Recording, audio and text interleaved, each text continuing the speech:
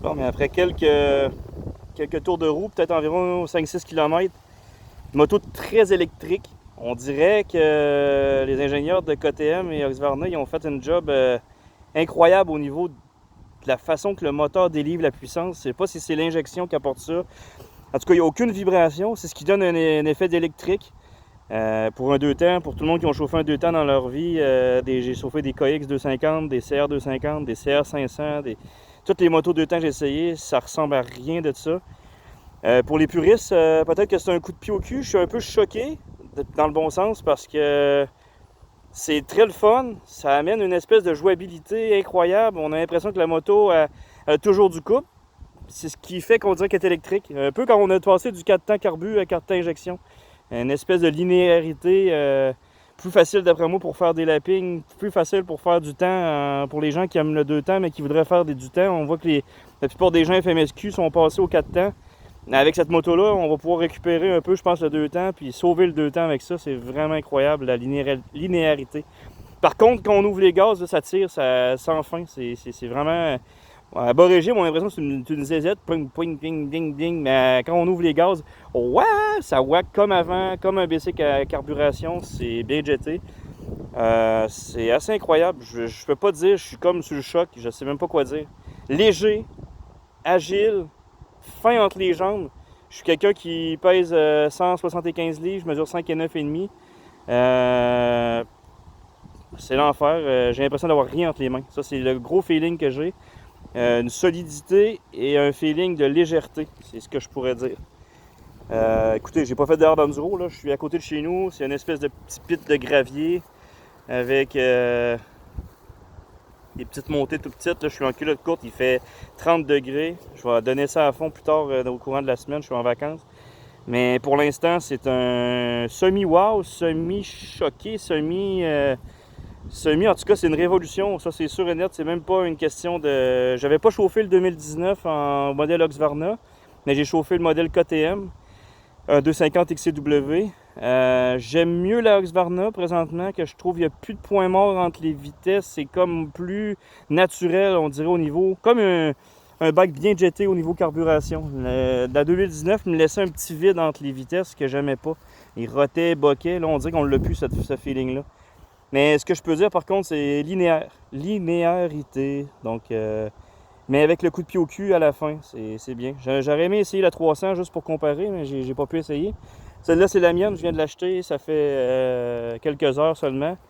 Ce que j'ai ajouté, c'est des N-Guard, Sycra, Pro Bend avec Radguard, Bulletproof. Skid plate d'origine encore, je vais modifier ça, protège peau, mais écoutez, c'est belle bête. Honnêtement, là je vais chausser ça comme du monde là, parce que les pneus qu'ils nous mettent là-dessus d'origine les AT81 Geo Max là, Dunlop, là, c'est beau, bon, pas cher.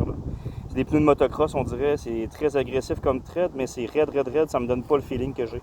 La suspension est même pas setée, sag est pas fait, suspension avant, j'ai mis ça à zéro sous les conseils de mon vendeur, juste pour l'essayer puis remonter en dureté. Pourquoi j'ai pris ça au lieu du KTM? Bon, ben, pour la biellette, au début, je trouvais ça accrochant dans les obstacles, mais à haut régime puis à haute vitesse, je me suis rendu compte que le PDS, j'avais atteint son maximum. Et puis, je pense que rien qui va remplacer un bon vieux linkage. Et puis, pourquoi je suis allé avec ça aussi? Bon, les petits goodies, volant Pro-Taper d'origine, clutch Magura, la map switch, position 1-2. D'ailleurs, j'ai pas essayé encore la position 1. J'étais en mode 2 qui la rend plus douce. Donc je vais essayer en position 1 qui la rend plus violente. Plus de kickstart pour les modèles Husqvarna KTM cette année. Ben écoute, pas mal toute la gamme enduro il a passé là, cette année en 2020. Beta, Gaz, je crois que Charcot aussi, si je me trompe pas. En tout cas, fait que pour les nouvelles batteries lithium-ion, je pense que la preuve a été faite. J'ai un 2015 qui était là avant, j'avais 5 ans, j'ai jamais utilisé le kickstart, donc ça en dit long sur qu'est-ce qu'on fait avec un kickstart, on n'en a plus besoin. Peut-être pour faire des longues distances, certains diront ah ouais, on a besoin de ça, mais moi, je vais me traîner un petit battery pack pour ce qui est de mon cas. Puis ça sera ça, avec un battery pack, on va voir qu'on doit être capable de faire à peu près 2000 charges sur la moto. D'après moi, s'il y a un problème électrique, ça va être d'autre chose que le starter qui va faire défaut. Bon, test long terme, on verra ce que ça donne à long terme, mais pour l'instant, la moto semble très solide, bâtie très solide.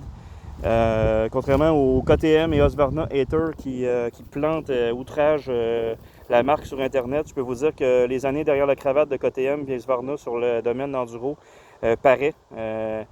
C'est quasiment triché, je vais le dire, là, honnêtement. On retrouve vraiment la linéarité du 4 temps. Là. Fait que les gens qui aiment le 4 temps, mais qui hésitent entre le 2 temps, c'est silencieux. Je vais vous montrer un petit vidéo à la fin du vidéo.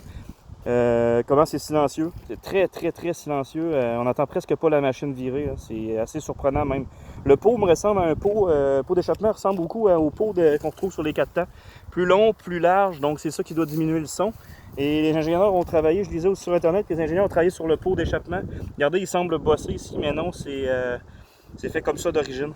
Donc, ici, on voit le pot d'huile qui est là, avec l'injecteur d'huile, le système d'injection dans les cylindres, dans le cylindre directement, le pot de kickstart, fourche exact.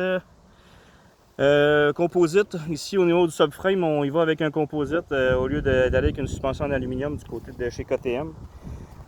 Deux câbles, on n'est pas habitué de voir ça sur un 2 temps, mais l'injection apporte ça.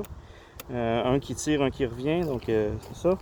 Un petit problème de finition aussi, je sais pas trop c'est quoi, pourquoi ils ont laissé ça comme ça vide avec les plastiques, ça fait bizarre. À part ça que je pourrais dire, donc écoute, pas mal ça pour le premier vidéo. Je vais peut-être finir ça en fermant ma grande gueule et vous me faire entendre le bruit du moteur.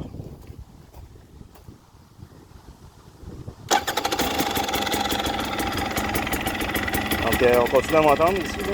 C'est vraiment pas bruyant comme moto. Je dirais peut-être la moitié de ce que j'avais.